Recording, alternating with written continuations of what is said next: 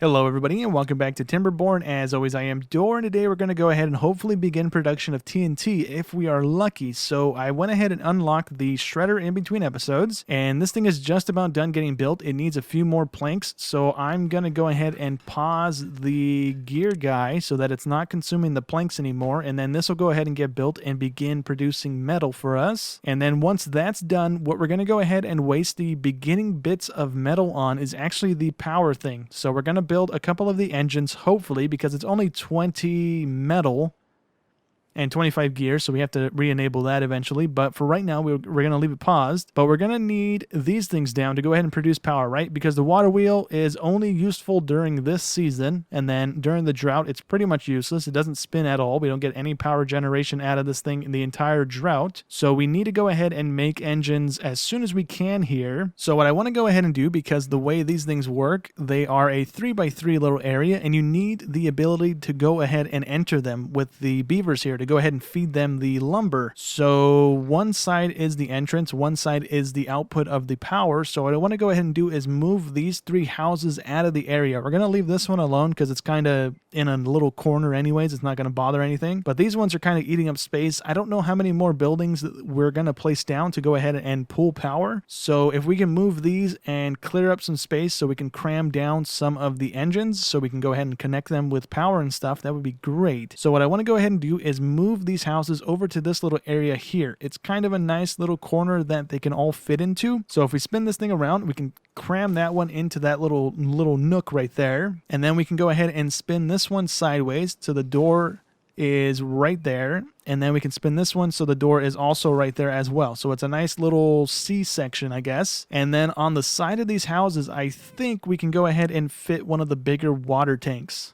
If I remember correctly, those were a little 3x3 thing, which I think this should fit there as well. No, it won't. So maybe we can cram a water thing there. Maybe we can't. I don't know. We need 120 science before we can even unlock that. So we're not going to really be able to see at the moment. But once these houses are done getting built, we're going to remove these ones and then we should be good. We're not going to increase our population cap any by placing these houses down. We're just moving the houses out of the way. I also went ahead and placed down a bunch of the normal little water tanks because we were really low on water, and I figured if we have more water tanks, these guys would run a little more frequently and they would fill up as many as they could in lead up to the drought. So that's kind of what I've been doing. We have 317, 318 right now. So we should be good.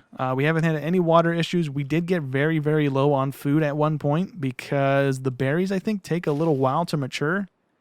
I'm not quite sure how long they take. The normal one from planting takes 21 days. Or no, it takes 12 days. So I don't know if every time they harvest a berry, if it takes another 12 days for those to harvest, because if they do, then we are going to run into a food issue sooner or later, because our beavers, the more we get, the more they're going to eat, and then the less frequent we're going to have berries being produced. So we might want to honestly maybe turn this area into an actual food place, producing maybe carrots or something, just so that we have more food coming in instead of having to wait on the berries, because those might come to kind of bonus a little bit going forward. We have enough science points to go ahead and unlock the large water tank. So let's go ahead and get one of those, and we can kind of put it here, but the entrance is on the back side of the thing here. So let's go ahead and place that there. We're going to pause it just to kind of keep an eye on where we want to place that. And so if we go ahead and place another one, no, I don't want to do that. Let me go ahead and place another one. We could place this one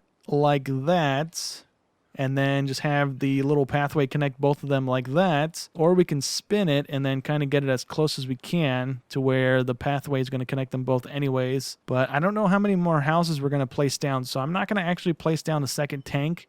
And this first tank is actually probably not going to get built anytime soon. I feel like the better solution is going to be those things, but right now, the way we have our stuff set up, we're not really producing the gears for it. So that tank is going to take forever to go ahead and actually get built. So I'm not going to bother with it right now. We can just go ahead and kind of fill our things with the little ones here for a little while here. But anyways, I'm going to go ahead and fast forward the game here because we need the TNT being produced. This is going to take a little while. We need 8 more planks before we can actually produce any metal, and we need at least 20 metal, and then than 25 gears before we can even place our first engine. So I'm going to fast forward and hopefully get those things together here before we can go ahead and place down an engine. Okay, so we finally have enough stuff to go ahead and build one of these engines. That took quite a while here, but let's go ahead and plop the first engine down over here so we can go ahead and connect it in kind of quickly. So I'm going to go ahead and remove the science building that's right here because right now we don't necessarily need that, and I can go ahead and use this little corner to run a power connector into it. So we're going to need to go ahead and run one of the little level up things,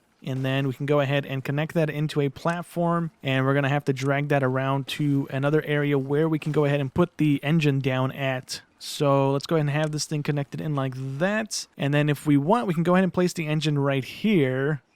Or what I'm thinking is maybe placing the engines on this little strip of area over here. So I'm going to remove this one as well, the other science building that we have down. We're going to go ahead and place down the pathway here and then remove this pathway that we have down at the moment. So that way we can have all of these things still producing water. And on this side, we can go ahead and have the power thing down, and we can actually place it here so that the pathway that's there going to the staircase is still active. And then we can go ahead and have one of the power shaft things going up a level to the pathway and then platforming that all the way back to this initial pathway where we can go ahead and connect in, and that'll go ahead and give the buildings over here power. So let's go ahead and connect the power shafts together.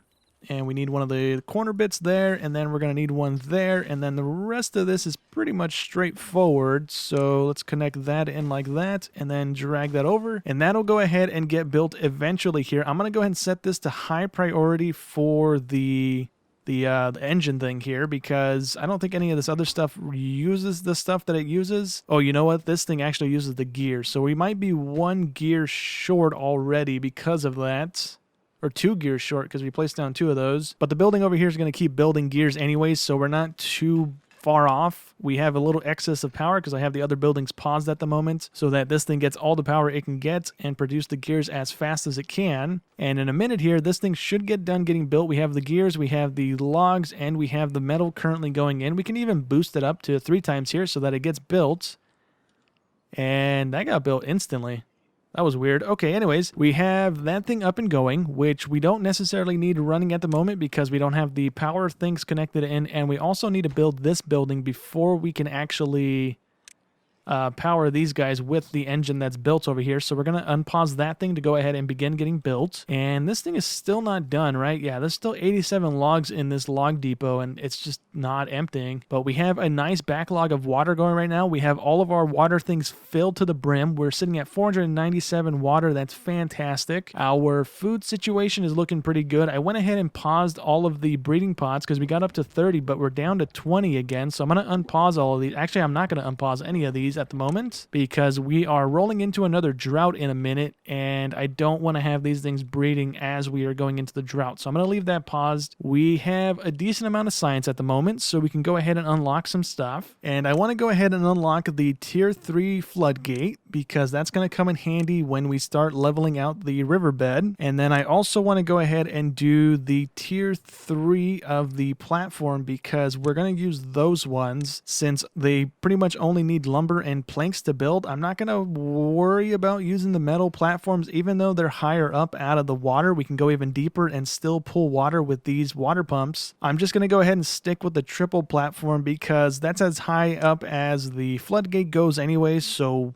we can't block any more water and then drain it anyways without a bigger floodgate, which we don't have available. So I'm just going to go ahead and stick with the triple platform. I'm going to unlock the tier 2 platform as well, just for the sake of having it.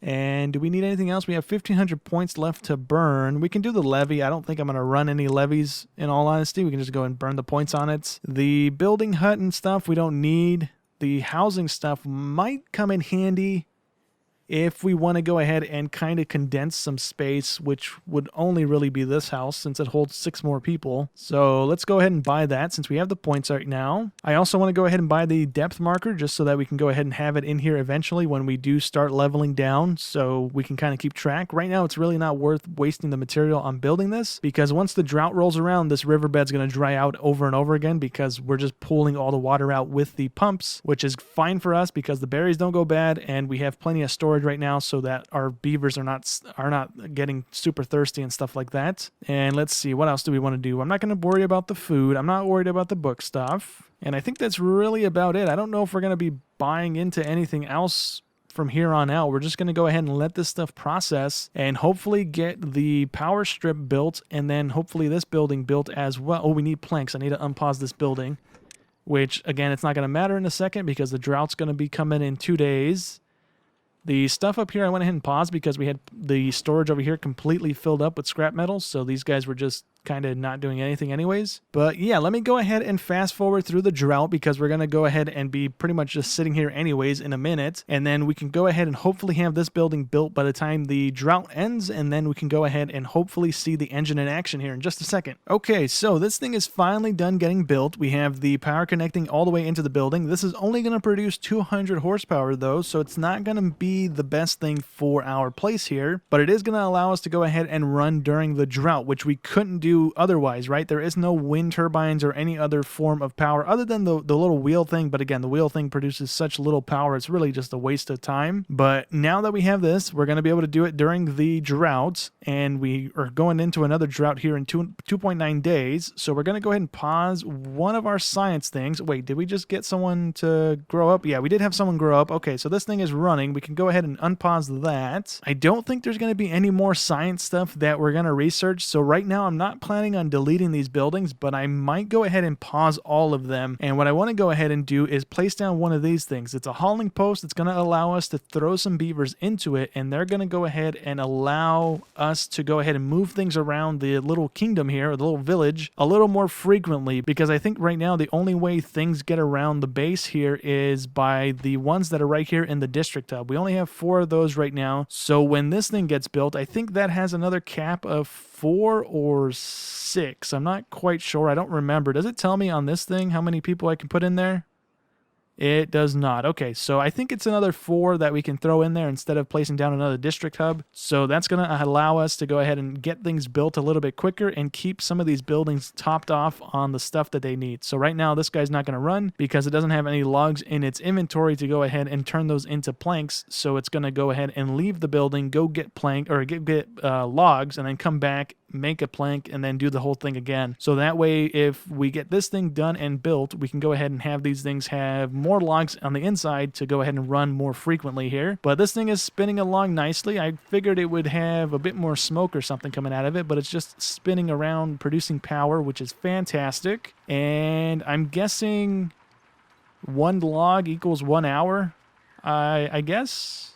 Yeah, because that one just gave us, it just put another log in there, and we went back up to 2.5 hours. So each log is 1 hour, so we can have a maximum of 24 hours worth of power in this thing, and our beavers only work for 16 hours. I don't know if this is going to shut off when the beaver leaves the building, because if it doesn't, then we're wasting a few hours of log time during the nighttime when we don't have anybody working, which is not going to be good for us. This thing kept spinning all throughout the night, so I think we can go ahead and pause it and maybe save the fuel during the nighttime. So the more of these we have down, the faster we have to be about clicking those. I guess we can just pause the game and then pause them all and then unpause the game. But that did indeed keep spinning throughout the nighttime, and our employees don't work during the night. As far as I'm aware, there's no form of battery in the game to go ahead and store that power. So right now we just wasted, I think it was 2 logs, so 2 hours worth of fuel, which isn't that much trouble since we have a bunch of logs coming out of this thing, but that's still kind of a waste at the moment, and I want to go ahead and try and avoid wasting as much stuff as we can. But now this thing is done getting built, the hauling post, so we're going to go ahead and pause all of our science buildings and get as many employees in there as we can. I'm only going to do maybe 6 at the moment, just so we can have a decent amount of people moving around the base, unloading buildings, loading buildings, and keeping our production running as smoothly as possible. Actually, we have a couple more people that aren't employed, so we might as well throw them in there and just not have them idle. We'll just go ahead and bump that all the way up to 10, and hopefully that enables us to get things done a little bit quicker and have these things start building up a backlog. Like right now, this was only getting up to 2, and right now it's at 9 to 10, so that should fill up to 24, and then we have to actually pause it during the night. I gotta remember to do that, but I think for right now, that's actually gonna go ahead and be it for today's episode. Next episode, we are gonna go ahead and begin the